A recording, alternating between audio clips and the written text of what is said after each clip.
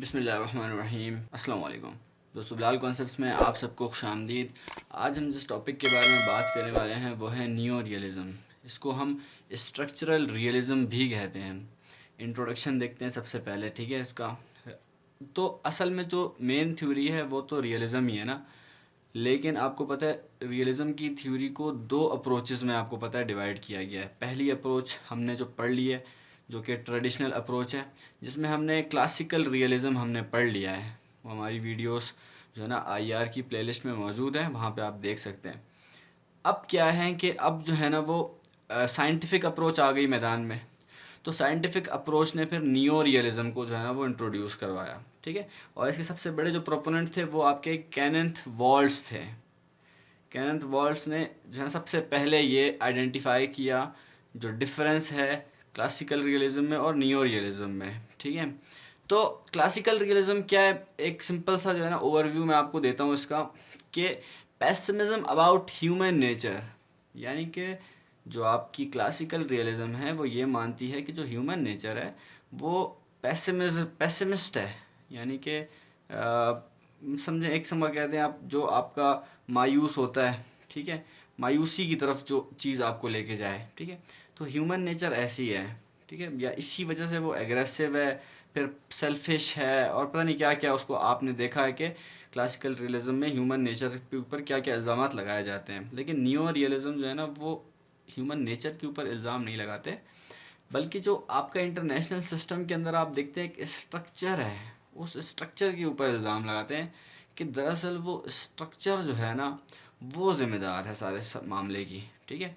तो ये सारा जो शुरुआत की है सारी वो आपके जो केनेथ वॉल्ट्ज हैं उन्होंने की है, ठीक है। तो ये असल में जो आपकी आपने देखा था जो क्लासिकल रियलिज़म में जो मॉर्गेनथाउ थे, उन्होंने आपकी क्लासिकल रियलिज़म के 6 प्रिंसिपल्स बताए थे, वो हमने डिस्कस कर लिए थे। तो उन्हीं के जवाब में ये एक इन्होंने बुक लिखी थी केनेथ वॉल्ट्ज ने, कि बुक का नाम था थ्योरी ऑफ इंटरनेशनल पॉलिटिक्स। और जो आपको पता है जो आपका मॉर्गेनथाउ ने बुक लिखी थी वो थी पॉलिटिक्स अमॉन्ग नेशंस। और ये 1979 में जो है ना इन्होंने थ्योरी ऑफ इंटरनेशनल पॉलिटिक्स लिखी थी। तो इसने जो है ना आके जो क्लासिकल रियलिज़म था उसको रिप्लेस किया, ठीक है। अब क्या है, दो इख्तलाफात हैं, बुनियादी इख्तलाफात जो हैं वो दो हैं। पहला इख्तलाफ तो स्ट्रक्चर का है कि नेचर ज़िम्मेदार नहीं है, ह्यूमन नेचर ज़िम्मेदार नहीं है, बल्कि इंटरनेशनल स्ट्रक्चर जो है वो ज़िम्मेदार है सारे कॉन्फ्लिक्ट की, सारे मामले की, ठीक है। और दूसरा जो कॉन्ट्रडिक्शन है इसके अंदर कि role of international system determines state behaviour than national interest, यानी कि जो आपका इंटरनेशनल सिस्टम है, ठीक है, जो एक देखें ये आप समझ लें कि एक आपका पूरा सिस्टम है, ठीक है। इसके अंदर जो भी आपका ह्यूमन है, देखें बहुत सारे आपके ह्यूमन बिहेवियर्स हैं, उनको आप स्टेट ही तसव्वुर करें। तो अब वो स्टेट का जो आपस में जो आप देखते हैं कि ताल्लुकात हैं, ठीक है, आप देखते हैं यहाँ पे जोग्राफ़ी के हिसाब से जोग्राफ़ी का भी एक सिस्टम है, पॉलिटिकल एक अलग सिस्टम है, ठीक है। तो अलग जो सिस्टम है इंटरनेशनल सिस्टम पूरा का पूरा है, जिसमें आपको पता है कि आपका इंटरनेशनल लॉ है, आपकी और दीगर चीज़ें हैं, ठीक है। तो उस इंटरनेशनल सिस्टम से ही आपका जो नेशनल इंटरेस्ट है, उस इंटरनेशनल सिस्टम की ही वजह से जो एक स्टेट है वो अपना जो बिहेवियर है उस बिहेवियर को अपनाती हैं, सोचते हैं, फैसला करते हैं कि हमारा बिहेवियर कैसा होना चाहिए। सारा जो वो सोचते हैं वो नेचर की बेस पर नहीं सोचते, वो अब जो इंटरनेशनल सिस्टम को मद्देनज़र रखकर, यानी कि जो इंटरनेशनल जैसे कि लॉ है उसको मद्देनज़र रखकर अपना बिहेवियर करेंगे, ठीक है। अब पाकिस्तान अगर कोई ऐसा काम करेगा जो कि इंटरनेशनल अरीना में इलीगल होगा, तो लाजमी सी बात है तो वो सोचेगा ना इस बात को।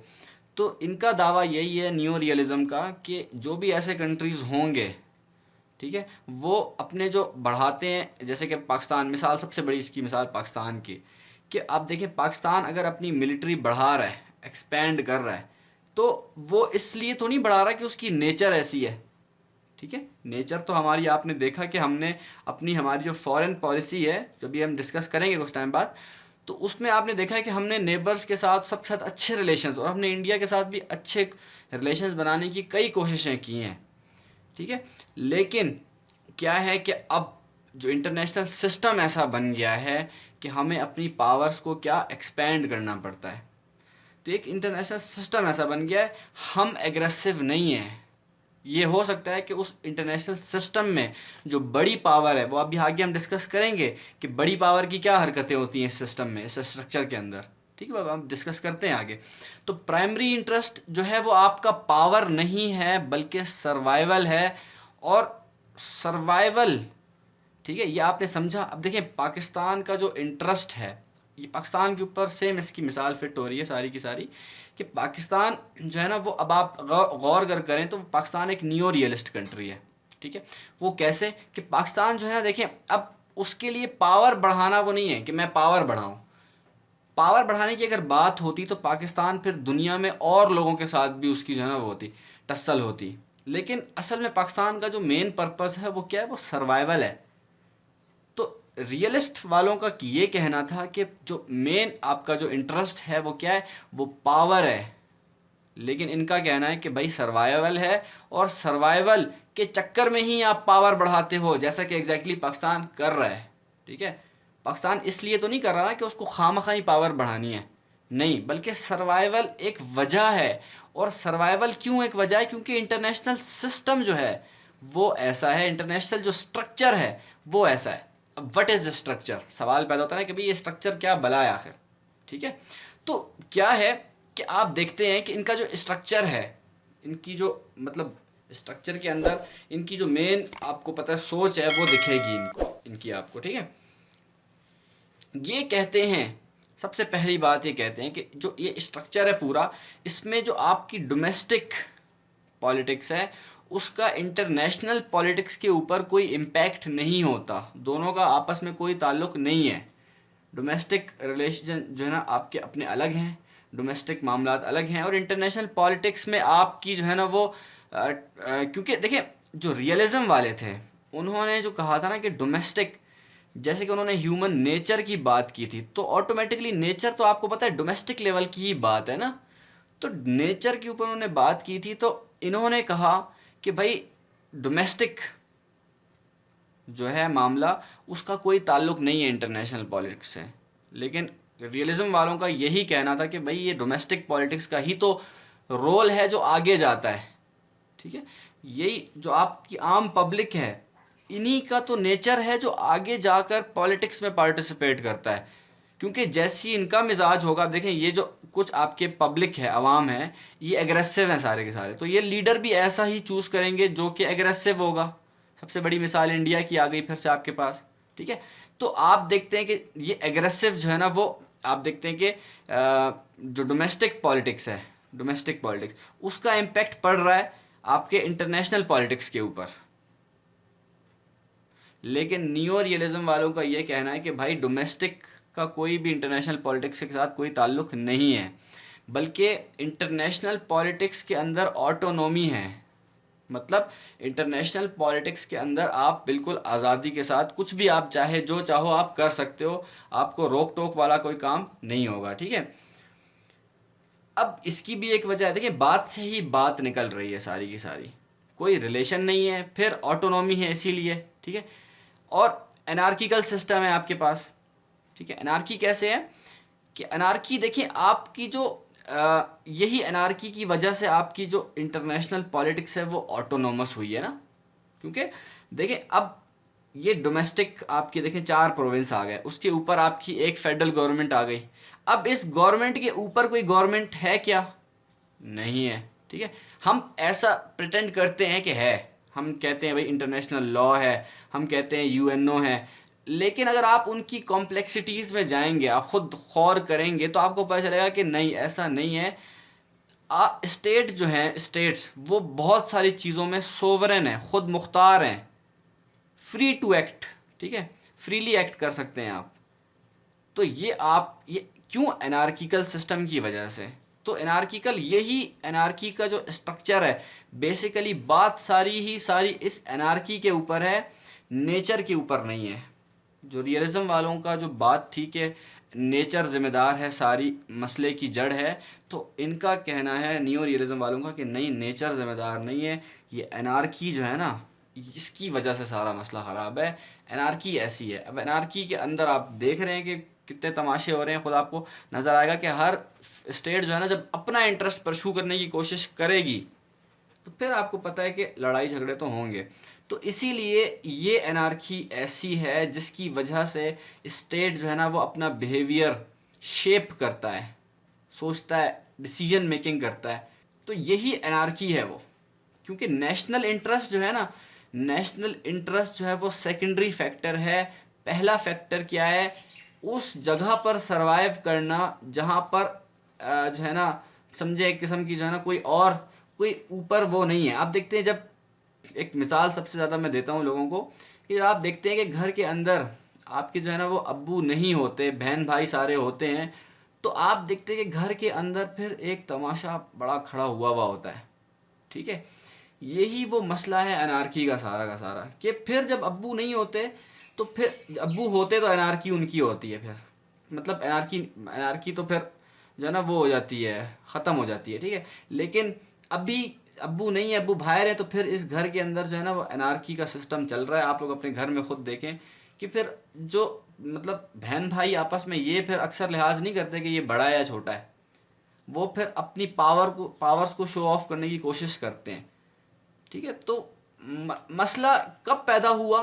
मसला तब पैदा हुआ जब ये स्ट्रक्चर एनार्की बना। जब अब्बू थे तो फिर क्या था? फिर एनार्की नहीं थी। लेकिन जब अब्बू चले गए बाहर तो एनार्की आ गई सिस्टम के अंदर। तो यही बात आप सोचें, इसी चीज़ को तजर्बा करें कि जब फिर आपको पता चलेगा कि कैसे स्ट्रक्चर शेप कर रहा है ना। अब नेचर तो वो जो घर में लोग जो हैं, नेचर तो उनकी ख़राब नहीं है।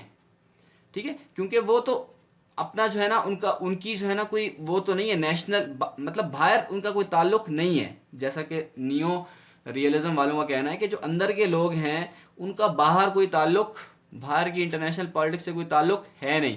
लिहाजा एक चीज़ है जिसके हाथ में स्टेट, मतलब जो ऐसी पावर जो आपके इस स्टेट के ऊपर एनार्की ख़त्म कर दे, वो आपकी लाजमी बात है फेडरल गवर्नमेंट होगी ना। तो वो फेडरल गवर्नमेंट, सारा मामला उसके हाथ में आ जाता है। अब ये जो अंदर के लोग हैं ये नहीं है, ये इनका काम नहीं है। सारा का सारा काम जो इस एक बंदे का है, जो कि आपका प्राइम मिनिस्टर है इस वक्त, वो आपका डिसाइड करेगा कि आपका बिहेवियर क्या होना चाहिए। ठीक है, इन जो अंदर के लोगों का नेशनल इंटरेस्ट है वो डिसाइड नहीं करेगा वो, क्योंकि वो सेकेंडरी फैक्टर है। क्योंकि इनके ऊपर तो ये प्राइम मिनिस्टर है, लेकिन इस प्राइम मिनिस्टर के ऊपर कोई और प्राइम मिनिस्टर नहीं है जो कि इसको गवर्न करे। ठीक है, लिहाजा यही वो स्ट्रक्चर सारा जो है ना वो जड़ है फसाद की। बाकी तो देखें, बाकी चीज़ें तो सेम है ना। रियलिज्म जो है वो तो बाकी तो यही है ना, परस्यूएंस ऑफ पावर जो है ना, आपका सेल्फ हेल्प, ये भी वही बातें हैं, इनकी भी वही बातें। कुछ चीज़ों में इख्तलाफ तो मैंने आपको बता दिया, लेकिन मेन जो आपका मसला है वो जड़ ही इन्होंने जो है ना, देखें आप, एक जड़ से कई मसले निकल रहे थे। ठीक है, एक जो है ना ये जड़ थी, इससे कई मसले आपके निकल रहे थे। इसने क्या किया है, नियो रियलिज्म ने इस जड़ को ही खोखला कर दिया, इस जड़ को ही ख़त्म कर दिया। उन्होंने कहा था नेचर जड़ है, इन्होंने कहा नहीं, नेचर वेचर जड़ नहीं है, स्ट्रक्चर जड़ है। ठीक है, तो नेचर को जब ख़त्म कर दिया तो अल्टीमेटली इन तमाम चीज़ों के ऊपर इम्पैक्ट पड़ेगा। आपका जो है ना सर्वाइवल, ये वो चीज़ें तो सेम रहेंगी ना आपकी, ये जो आपकी बाकी चीज़ें वो तो सेम रहेंगी, लेकिन ये चीज़ जब चेंज कर दी, ठीक है, तो आप खुद देखेंगे कि किस तरह के, लगता छोटा सा फ़र्क है लेकिन है ये बनिस्बत उसके बहुत ही बड़ा फ़र्क। और आज के दौर में भी आप इस फ़र्क को बाकायदा तौर पर एनालाइज कर सकते हो। फिर इनका एक और स्ट्रक्चर है कि इसमें आपकी जो पावर्स हैं वो डिसेंट्रलाइज्ड हैं। अगेन वही बात है, देखिए एनार्की का और डिसेंट्रलाइजेशन का एक ही मतलब है। क्योंकि जहाँ पे डिसेंट्रलाइज मतलब पावर्स बिखरी हुई है ना, कोई सेंटर नहीं है पावर्स का, कोई सेंटर नहीं है पावर्स का। अब डिसेंट्रलाइजेशन में क्या हुआ, ये बहुत सारी स्टेट्स हैं, आप देखें बहुत सारी स्टेट्स हैं, इनके बीच में अगर कोई एक मेन पावर होती, मेन कोई ऐसी गवर्नमेंट होती, तो फिर आपका पावर सेंट्रलाइज्ड होती। अब पावर्स क्या है, डिसेंट्रलाइज्ड हैं। लेकिन जो आपकी बिग पावर्स हैं वो क्योंकि स्ट्रक्चर ही जब ऐसा है, उसकी वजह से आप देख रहे हैं क्या हो रहा है कि उसकी वजह से जो बिग पावर्स हैं वो इस सिस्टम को, इसको सेंट्रलाइज करने के चक्रों में पड़े हुए हैं। ठीक है, अब तीन इसके मेन एलिमेंट्स हैं। पहला, डिफरेंशिएशन ऑफ यूनिट्स। पहला एलिमेंट ये है कि डिफरेंशिएशन ऑफ यूनिट्स। यूनिट्स का मतलब यहाँ पर क्या है? यूनिट्स का मतलब है यहाँ पर स्टेट्स, जितने भी स्टेट्स हैं वो। तो बात यह है कि हर स्टेट के अपने अपने मफादात हैं, उनके मफादात के बीच में फ़र्क है, डिफरेंशिएशन है। ठीक है, लेकिन सबका बुनियादी मकसद जो है वो है प्राइमरी, वो है सिक्योरिटी। ठीक है, ये इसका पहला एलिमेंट है। दूसरा एलिमेंट ये है कि दी ऑर्गेनाइजिंग प्रिंसिपल्स, यानी कि ऐसे प्रिंसिपल्स जिनकी मदद से आप देखते हैं ना, इंटरनेशनल अरीना के अंदर आप देखते हैं कि कस्टम्स जो हैं आपके, उनको बहुत वैल्यू दी जाती है। ठीक है, तो इसी तरह के अभी तो आपने देखा और बहुत ट्रीटीज़ आ गई हैं। ठीक है, तो यही वो ऑर्गेनाइजिंग प्रिंसिपल्स हैं जिनकी वजह से ये सिस्टम भी कुछ ना कुछ जो है ना वो थोड़ा बहुत कंट्रोल भी होता है, और थोड़ा बहुत जो बिग पावर्स हैं वो इन्हीं ऑर्गेनाइजिंग प्रिंसिपल्स को ही यूटिलाइज करते हुए जो डेवलपिंग कंट्रीज़ हैं उनको एक्सप्लॉइट करती हैं। ठीक है, फिर आपका डिस्ट्रीब्यूशन ऑफ कैपेबिलिटीज़, ये आपकी बहुत इंपॉर्टेंट चीज़ है कि आपकी जो, देखें आप, ये तो नहीं है ना कि हर मुल्क के पास एक जितनी रिसोर्सेज हों, पावर्स हों, हर मुल्क एक दूसरे से मुख्तलिफ है।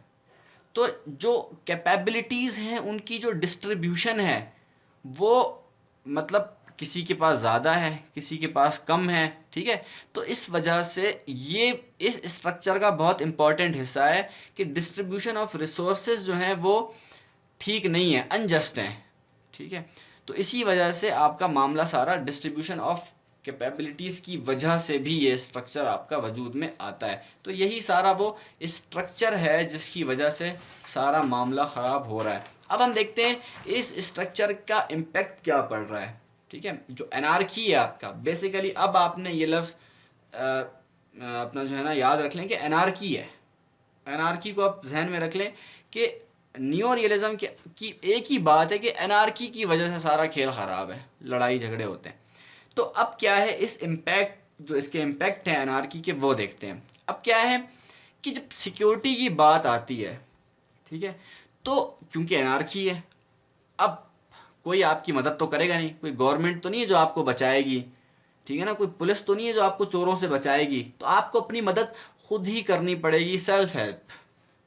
सिक्योरिटी के मामले में ये बात रियलिस्टिक है कि आपको अपनी मदद खुद ही करनी पड़ेगी।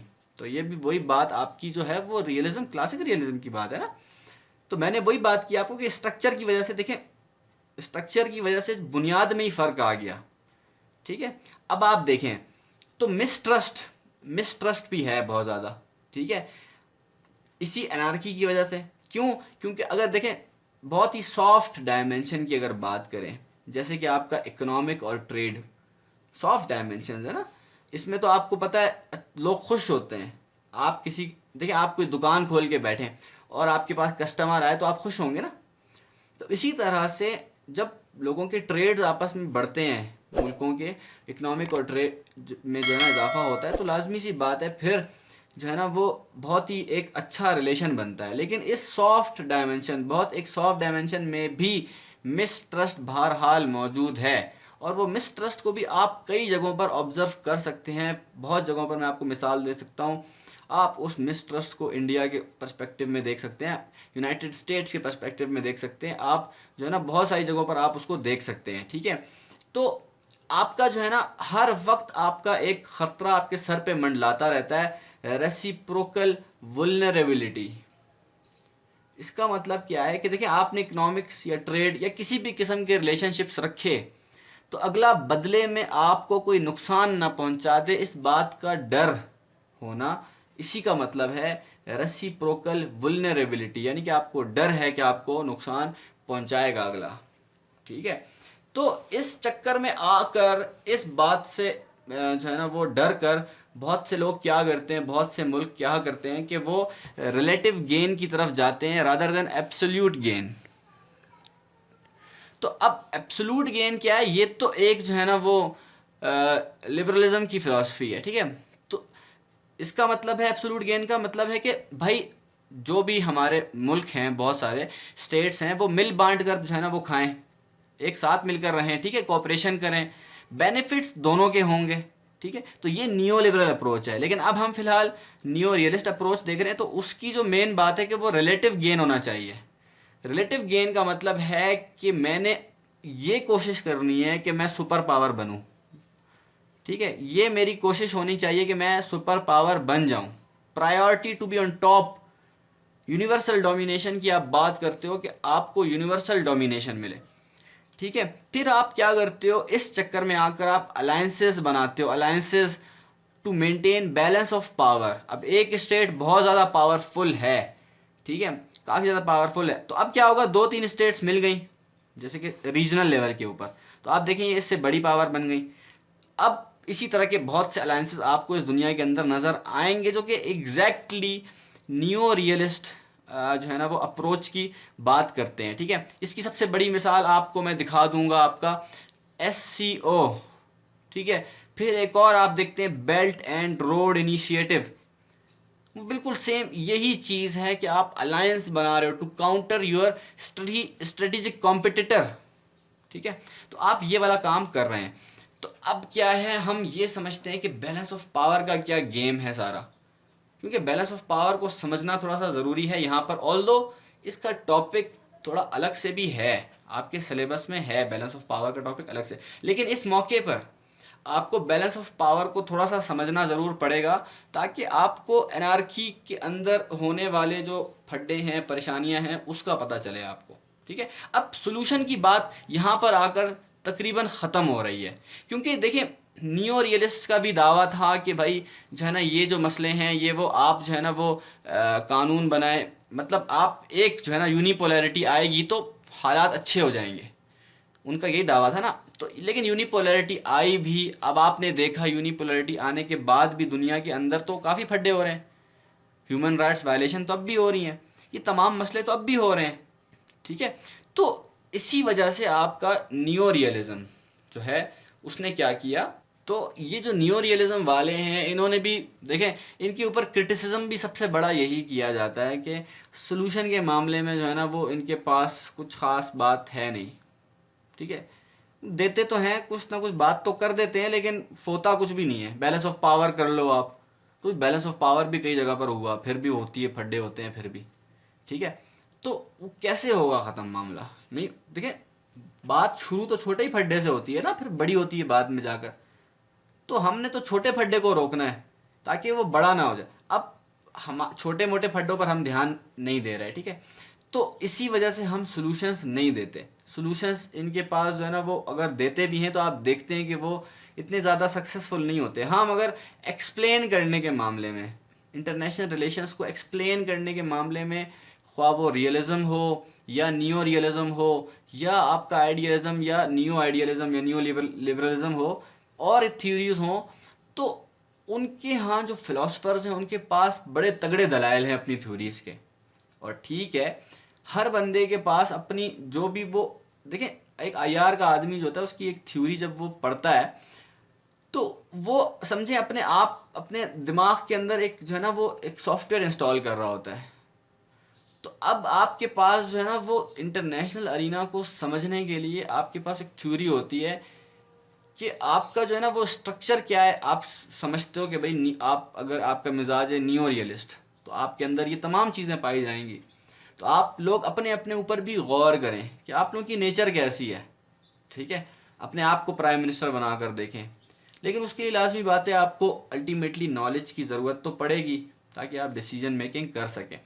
तो बहरहाल हम बैलेंस ऑफ पावर की गेम समझते हैं। इसके अंदर आपका जो है ना वो क्या है कि ये एक deliberate attempt to promote power नहीं है। यहाँ पे मैंने नॉट नहीं लिखा है, ये नॉट मतलब ये it is not a deliberate attempt to promote a power, ठीक है। तो मगर नियो रियलिज्म के अंदर, अच्छा क्लासिकल रियलिज्म के अंदर फिर यही बात है, ठीक है।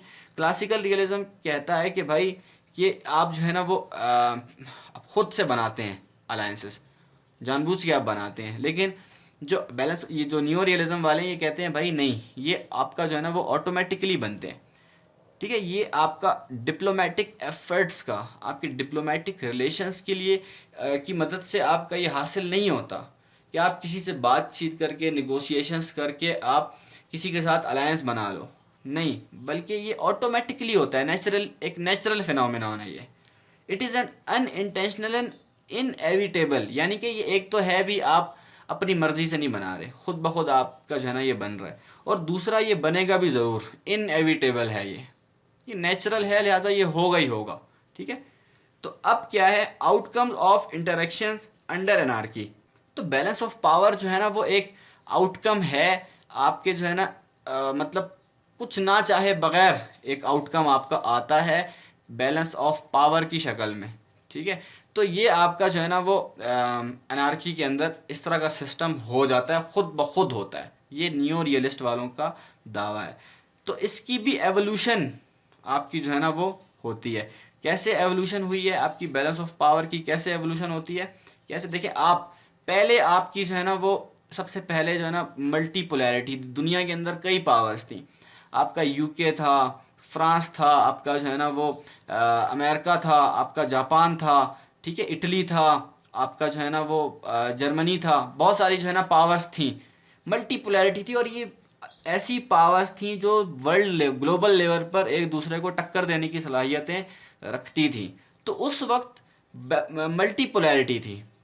ठीक है, लिहाजा इनकी आपस में बीच में तो टसल चलती थी, लेकिन दुनिया में और जो है ना वो हालात ठीक ही रहते थे, क्योंकि पूरी दुनिया पर उस टाइम आपको पता है कॉलोनाइजेशन होती थी, जिसको हम इंपीरियलिज्म कहते हैं। ठीक है ना, वो हम इंपीरियल थ्योरीज में भी पढ़ेंगे कि उसका इकोनॉमिक इम्पैक्ट क्या पड़ा। तो मल्टीपोलैरिटी थी, तो फिर हालात काफ़ी अच्छे बेहतर थे। ठीक है, उसके बाद आपका दुनिया के अंदर बायपोलैरिटी आई। मल्टीपोलैरिटी ख़त्म कब हुई, आपने देखा वर्ल्ड वॉर 1 के बाद भी ख़त्म नहीं हुई, वर्ल्ड वॉर 2 के बाद मल्टीपोलैरिटी ख़त्म हो गई, ज़्यादा ताकतों का दुनिया के ऊपर एग्जिस्टेंस ख़त्म हो गई, और दुनिया के अंदर सिर्फ और सिर्फ दो बड़ी, सबसे बड़ी ताकतें दुनिया में वजूद में आई। ठीक है, तो हुआ क्या कि जितनी भी आपकी वीक स्टेट्स थी उन्होंने अब जो है ना बिग पावर्स को ज्वाइन किया, दो बड़ी पावर्स थी। ठीक है, ये मगर उस वक्त आपका लूज बायपोलर था, लूज बायपोलर। तो फिर क्या था, क्योंकि इसके अंदर कुछ ऐसे भी स्टेट्स थे जिन्होंने जो है ना किसी भी, ना यूएसए को, ना ही जो है ना आपका यूएसएसआर को ज्वाइन किया, किसी को भी नहीं, वो बल्कि न्यूट्रल रहे। लिहाजा वो जो न्यूट्रल थे वो एज अ ट्रांजिशनल पावर जो है ना वो एज अ रोल प्ले कर रहे थे। ठीक है, तो फिर क्या हुआ आपका, एक जो है ना वो जो आपके केनेथ वॉल्ट्ज थे उन्होंने कहा कि मल्टीपोलैरिटी अच्छी चीज़ है, यानी कि मल्टीपोलैरिटी होती है, दुनिया के अंदर मल्टीपोलैरिटी होनी चाहिए, और अल्टीमेटली होती भी वही है। तो मल्टीपोलैरिटी को उन्होंने फेवर किया। ठीक है, लेकिन इनके मुकाबले में एक और हैं, तो ये नियो रियलिस्टी, जॉन मीरशीमर जो हैं, ये आपका जो है ना है तो ये भी नियो रियलिस्टी, लेकिन इन्होंने बायपोलैरिटी को प्रेफरेंस दी है, क्योंकि बायपोलैरिटी में इनके दिमाग में कि बायपोलैरिटी में दुनिया के अंदर कोल्ड वॉर जो थी वो चल रही थी, तो ये दुनिया में सबसे ज़्यादा पुरअमन जो है ना वो टाइम था। ठीक है, कि बड़ी जंग हो नहीं हुई, और दो बड़ी पावर्स थी लेकिन उनके बीच में डायरेक्ट वॉर नहीं हो रही थी, तो ये बायपोलैरिटी के अंदर उन्होंने कहा ये अच्छी चीज़ है, और मतलब यही जो है ना वो अल्टीमेटली फिनोमिनन होता है। तो इनके कुछ अपने ही इख्तलाफात भी अंदर अंदर होते हैं। ठीक है, अब defensive and offensive neo realism की बात करते हैं। कोई फ़र्क भी इनमें और उनमें नहीं है। जो हमने रियलिज्म के बारे में पढ़ा था, अभी तो हम नियो रियलिज्म के बारे में पढ़े ना, हमने डिफेंसिव रियलिज्म और डिफेंसिव नियो रियलिज्म के बारे में भी पढ़ा, जो है ना हमने पढ़ चुके हैं हम, लेकिन अब हम डिफेंसिव नियो रियलिज्म और ऑफेंसिव नियो रियलिज्म के बारे में पढ़ेंगे। तो यहाँ पर सबसे समझने की बात है कि जो मेन प्रोपोनेंट थे इनके, केनेथ वॉल्ट्ज, वो जो है ना वो डिफेंसिव नियो रियलिस्ट थे। कैसे, कि वो कहते थे कि आप जो है ना वो पावर तो सीख करो, पावर तो अपनी एक्सपेंड करो, मिलिट्री एक्सपेंड करो, लेकिन सिर्फ और सिर्फ डिफेंस के लिए, क्योंकि एनार्की है ना, एनार्की के अंदर आपने डिफेंस करना है बस, इसलिए नहीं कि आप हेजमनी हासिल करो, हेजमनी के चक्कर में नहीं पड़ने का। ठीक है, तो इन्होंने कहा कि भाई डिफेंस हासिल करने के लिए या सिक्योरिटी हासिल करने के लिए आप पावर बढ़ाओ सिर्फ, ज़्यादा जो आप तुरम खान बनने की कोशिश ना करो, ठीक है। Increasing limitless will create a security dilemma. क्या मतलब कि अगर आप हद से ज़्यादा बढ़ाओगे, आपने कोई जो है ना लिमिट नहीं रखी होगी अपने जो है ना वो आर्म्स आर्म्स को, जो है ना वो आपने कोई लिमिट नहीं रखी होगी अपने आर्म्स को जो है ना वो बढ़ाने की, तो फिर इससे होगा क्या। मिसाल ये एक आप स्टेट हैं, आप अपनी ताकत को बढ़ाए चले जा रहे हैं, बढ़ाए चले जा रहे हैं।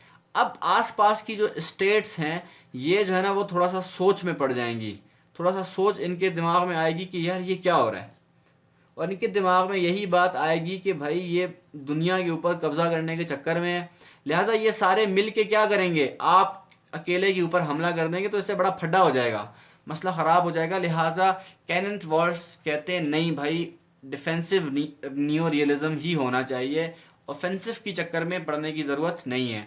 लेकिन जो आपके जॉन, आपके मार्शिमर हैं, वो क्या कहते हैं आपके कि ऑफेंसिव नियो रियलिज्म होना चाहिए मामला, ऑफेंसिव। ये एक ऑफेंसिव नियो रियलिस्ट हैं, ठीक है। ये कहते हैं कि कॉन्फ्लिक्ट तो होना ही होना है, आप जो मर्जी ये कर लो, कॉन्फ्लिक्ट तो होगा ही होगा। इस बात से इनकी जाहिर होता है कि इनके पास कोई सोल्यूशन नहीं है, ठीक है ना। तो इसी फिर जो आपका नियो लिबरलिज्म है ना, वो फिर आपका इसी नियो रियलिज्म ने एक चीज़ तो एक्सप्लेन की, सोल्यूशन नहीं दिया। तो उन्हीं जो आपके नियो लिबरलिज्म वाले हैं, उन्होंने इसी नियो रियलिज्म वालों की बात का सोल्यूशन दिया, ठीक है ना। बहरहाल वो देखेंगे कैसे। तो यहाँ पर इनका मानना ये है नियो रियलिज्म वालों का कि कॉन्फ्लिक्ट जो है ना वो इनएविटेबल है, यानी कि कॉन्फ्लिक्ट होना ही होना है, अटल है, ठीक है। क्योंकि जो आपकी बड़ी पावर्स हैं, जो आपकी जिसके पास थोड़ी ज़्यादा पावर आती है तो वो हवाओं में उड़ता है ना फिर। तो जो बड़ी पावर्स हैं वो चाहती हैं कि हमारे पास हेजेमनी हो, पूरी दुनिया पर हमारी ही राज हो, हमारा ही चले, हमारा ही जो है ना बनाया हुआ कानून दुनिया के अंदर चले, हमारी ही आइडियोलॉजी दुनिया के अंदर चले, ठीक है। तो यहाँ पर आकर ऑफेंसिव नियो रियलिज्म के करीब आकर, यहाँ पर आकर ये लोग क्लासिकल रियलिज्म को बिल्कुल टच कर देते हैं नियो रियलिज्म वाले, ठीक है ना। तो यहाँ पर ये सेम वही बात हो रही है जो क्लासिकल रियलिज्म वालों ने की थी। और अगली बात इनकी यही कि आपने ट्रस्ट किसी के ऊपर भी नहीं करना है, ठीक हो गया। अब हम इसके कुछ मेन फीचर्स देख लेते हैं, जल्दी से हम इसको कैटेगराइज करके अपना जो है ना वो आगे चलते हैं। हमने सारी चीज़ें पढ़ ली हैं, सिर्फ कैटेगरी देने की बात रह गई है, ठीक है। सारी चीज़ें हम पढ़ चुके हैं, आपने खुद ही यहाँ पर सारी चीज़ें आपको अब समझ में आती जाएंगी। पहली बात, मेन फीचर्स हैं नियो रियलिज्म के कि relative power in even cooperation, यानी कि इकोनॉमी, अगर आपके इकोनॉमिक ट्रेड के रिलेशनशिप्स हैं तब भी आप जो है ना वो रिलेटिव पावर की तरफ जाते हो, यानी कि सबसे ज़्यादा सुपर पावर बनने के चक्कर में आप रहते हो। Big powers want to centralise power, ये भी बात समझ में आ गई आपने, ये भी बात हमने पढ़ ली, ठीक है। फिर इसका ये है अगला फीचर कि इंटरनल ऑटोनॉमी, सेल्फ सफिशिएंसी, कि आपके पास इंटरनल ऑटोनॉमी होती है, सेल्फ सफिशिएंसी होती है इंटरनली, ठीक है ना। तो इंटरनली आपका जो है वो मामला नहीं है, ये बात हमने समझ ली कि इंटरनल पॉलिटिक्स का जो इंटरनेशनल पॉलिटिक्स है उसके साथ कोई ताल्लुक नहीं है अकॉर्डिंग टू नियो रियलिज्म, ठीक है। External alliance to preserve their autonomy, ठीक है ना। तो एक्सटर्नल ऑटोनॉमी को प्रिजर्व करने के लिए स्टेट्स, इंटरनली तो ऑटोनॉमी उनके पास है, लेकिन एक्सटर्नली अपनी ऑटोनॉमी को प्रिजर्व करने के लिए वो अलायंसेस बनाते हैं। फिर अलायंसेस जब बनाते हैं आप, और जो है ना सिक्योरिटी डायलेमा आपका पैदा होता है, इससे आपका आर्म्स रेस शुरू हो जाती है। एक पावर असला बढ़ा रही है, बढ़ा रही है, बढ़ा रही है, साथ वाला देखता है यार असला बढ़ा रही है, बढ़ा रही है, तो ये भी बढ़ाना शुरू कर देगा, फिर तीसरा होगा ये भी बढ़ाना शुरू कर देगा, तो एक दुनिया एक आर्म्स रेस में चली जाएगी, ठीक है। तो यहाँ पर एक थ्योरी भी आती है, गेम थ्योरी। तो जो गेम थ्योरी होती है आपकी, उसके अंदर एक जो है ना इनके पास एक गेम होता है, वो गेम खेलते हैं कैसे, मिसाल के तौर पर अगर कोई क्रिमिनल इन्होंने अरेस्ट किए, दो क्रिमिनल इन्होंने मान लें अरेस्ट किए, अब जो क्रिमिनल होगा उसको ये लोग लालच देंगे कि भाई अगर तुम कन्फेस कर दो, अगले बंदे के ख़िलाफ़, जो आपका साथी है उसके ख़िलाफ़ कन्फेस कर दो, तो हम आपको सज़ा नहीं देंगे, ठीक है। और जो है ना दूसरा जो बंदा होता है ना, जो उसका साथी होता है, उसको भी वो लोग यही लालच देते हैं कि अगर आप जो है ना वो इकरार कर लो कि भाई जो अगला सामने वाला जो है ना वो भी मेरे साथ मिला हुआ है, तो आपको छोड़ देंगे और इसको जो है ना वो क्या करेंगे, हम इसको सज़ा देंगे। तो ऐसे में अगर एक बंदा भी ये कह देता है कि भाई जो है ना ठीक है हम दोनों ने ही काम किया है, कोई वारदात की है, तो फिर दोनों को ही सज़ा दी जाएगी, ठीक है। तो ये आप भूल जाएं कि जो पुलिस ने ऑफ़र दी है वो उसको पूरा भी करेगी, वो ऐसा नहीं करेगी, ठीक है। तो ये लोग ऐसा करते हैं। लेकिन अगर आप दोनों चुप रहें, दोनों चुप रहें, तो क्या होगा कि दोनों को फ़ायदा होगा, दोनों ही नहीं पकड़े जाएंगे। तो ये जो गेम थ्योरी वाले हैं ना, इसमें रियलिस्ट का दावा ये है कि जो दो बंदे होंगे ना, उनमें से कोई एक बंदा भी अगर रियलिस्ट जो होगा वो बता देगा, वो बोलेगा हाँ भाई ठीक है मैं भी मुलव्वस हूँ और ये भी मुलव्वस है। इससे होगा क्या, दोनों को ही नुकसान होगा। पता चला कि रियलिज़म की आइडियोलॉजी, रियलिज़म की थ्योरी अपने माइंड में रख कर चलने से आपको नुकसान ही होगा, ठीक है ना। अगर आप जो है ना वो, जब तक आप कोऑपरेट नहीं करोगे तो कोऑपरेशन तो है ही नहीं ना, कोऑपरेशन किधर है। आप तो अगले का नाम लोगे कि भाई ठीक है चलो मैं तो बचूं, तो आप भी नहीं बचोगे, ठीक है। तो ये गेम खेलते हैं। तो जो कोऑपरेट करने वाली बात करते हैं वो दावा नियो लिबरलिज्म वालों का है, वो अभी आगे आएंगे तो फिर हम पढ़ेंगे। तो फिर जो अगला है आपका वो है स्ट्रक्चर क्रिएट्स। क्या स्ट्रक्चर क्या क्रिएट्स? तो आपने देखा कि जो स्ट्रक्चर है, जो एनार्की है, हमने सारी एनार्की देख ली। तो ये एनार्की जो है ना ये एक दो चीज़ें क्रिएट करती है, दो चीज़ें। कौन कौन सी? एक प्योर डिपेंडेंसी, ठीक है, और दूसरा इंटरडिपेंडेंस। अब ये प्योर डिपेंडेंसी और इंटरडिपेंडेंसी क्या है, ये आपके जो है ना वो आईपीई की जो आपकी थ्योरीज़ हैं, आपने देखा है ना आईपीईज़, ठीक है, यहाँ पे मैं लिख देता हूँ। तो ये आईपीई की जो थ्योरीज़ हैं आपके सिलेबस में, वो जब हम पढ़ेंगे तो उसमें हैं ये, उसमें डिपेंडेंसी भी है और इंटरडिपेंडेंसी भी है, तो तब हम इन दोनों को पढ़ लेंगे। फ़िलहाल हम इसके बारे में कोई भी बात नहीं करेंगे, क्योंकि आधी बात करना जो है ना वो फिर ठीक नहीं है ना, आधी बात को समझ भी नहीं है, आप लोग भी कंफ्यूज हों, तो फिर आप लोग इसको देख लें कि ये जो नियो रियलिज्म का जो स्ट्रक्चर है अनार्की का, वो ये दो चीज़ें क्रिएट करता है, ये रियलिज्म वालों का दावा है, ठीक है। तो ये हमारा जो है ना वो मामला जो नियो रियलिज्म का था वो यहाँ पर ख़त्म हुआ, ठीक है। अब हम क्या करेंगे, हम जो है ना वो कंपेयर करेंगे रियलिज्म को और नियो रियलिज्म को, हम कंपेयर करने की कोशिश करेंगे। जल्दी से हम देखते हैं फटाफट हमें, क्योंकि हमने कॉन्सेप्ट तो समझ लिया सारा, अब हमने जल्दी जल्दी जो है ना सिर्फ हाईलाइट करनी है चीज़ें, ठीक है। डिटेल आपको सारी मिल चुकी है। अब क्या है आपके रियलिज्म और नियो रियलिज्म, मैंने यहाँ पर दो कॉलम्स आपके सामने बना लिए हैं, देखें आप, ये आपके कॉलम आपके मैंने दो यहाँ पे बना दिए, एक टेबल पूरी आपकी बन चुकी है। ये आपका नियो रियलिज्म है और ये आपका रियलिज्म है। तो क्लासिकल रियलिज्म में क्या है कि selfish and unchanging constant human behaviour seeks power. क्या मतलब कि जो इंसान का बिहेवियर है वो खुद गर्ज भी है और चेंज भी नहीं हो रहा, कांस्टेंट है, ठीक है। हमने बात की थी जो है ना आपके 6 प्रिंसिपल्स का पहला प्रिंसिपल था ये कि ह्यूमन नेचर कांस्टेंट है, ह्यूमन बिहेवियर जो है ना वो कांस्टेंट है, चेंज नहीं होती और सेल्फिश भी है वो, इसी वजह से वो पावर सीख करता है, लस्ट ऑफ पावर है। लेकिन न्यू रियलिज्म कहते हैं कि स्टेट ऑफ एनार्की, जो स्ट्रक्चर है एनार्की का, वही जिम्मेदार है सारे इस इंटरनेशनल सिस्टम जो है ना ये आपका, वो स्टेट्स को स्टेट को पुश करता है कि आप पावर सीख करें, ये मजबूर करती है एनार्की स्टेट्स को कि आप पावर्स जो है ना वो जमा करें। पॉलिसी मेकिंग के अंदर तो ये वाली पहली वाली कॉज ऑफ कॉन्फ्लिक्ट था, ठीक है, उस पे दोनों का एतराज़। दूसरा पॉलिसी मेकिंग पे दोनों का क्या एतराज़ है। अच्छा, रियलिज्म क्या कहता है कि जो पॉलिसी मेकिंग है वो आपकी ह्यूमन नेचर की वजह से आपकी डिसाइड होती है। जो ह्यूमन नेचर है अगर वो सेल्फिश है तो पॉलिसी भी जो है ना वो सेल्फिश बनाएगा, जैसे कि मोदी, ठीक है। और आपका जो है ना अगर आपका जो आपका नियो रियलिज्म है वो कहता है कि जो नेचर, या आपका ह्यूमन नेचर नहीं, जो स्ट्रक्चर है, एनार्की है, वो जो है ना वो डिटरमाइन करता है कि पॉलिसी कैसी होगी, पॉलिटिक्स कैसे की जाएगी दुनिया के अंदर। पॉलिसी जो बनाई जाएगी वो इस स्ट्रक्चर के तहत बनाई जाएगी, अपनी अपनी नेचर के तहत नहीं, ठीक है। अप्रोच, दोनों का अप्रोच में क्या फ़र्क है, ये बॉटम अप अप्रोच को मानते हैं। क्या मतलब, ये कहते हैं कि ह्यूमन नेचर सेंट्रिक है और इसका रोल है इंटरनेशनल पॉलिटिक्स के अंदर, और इसका रोल आपको इंटरनेशनल पॉलिटिक्स के अंदर नज़र आएगा सिर्फ बेसिक इंडिविजुअल ह्यूमन नेचर का। और यही ह्यूमन नेचर बाहर जाकर कानून, और जो है ना ये इस तरह के ट्रेड वगैरह जो है ना ये इसी नेचर के ताबे हैं, ठीक है।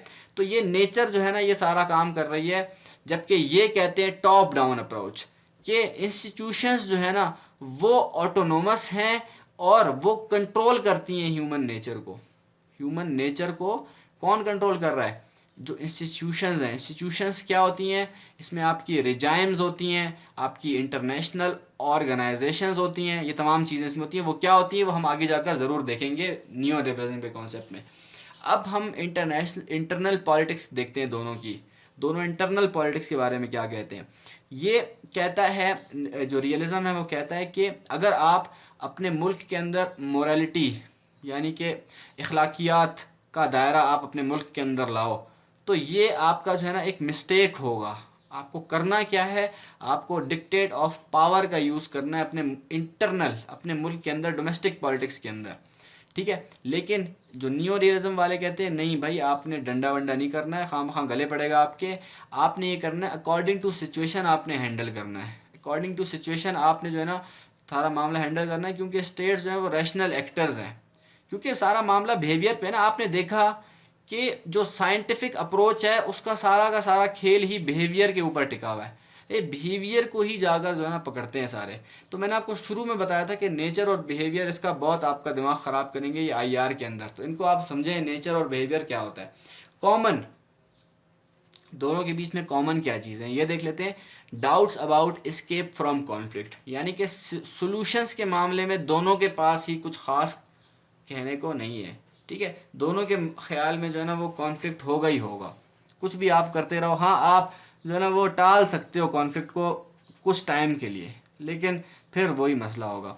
फिर क्या है? Sceptical about the ability of interdependence और international organisation to promote peace and cooperation. इसका मतलब है कि दोनों यही मानते हैं कि जो आपकी इंटरनेशनल ऑर्गेनाइजेशन है वो स्केप्टिकल है।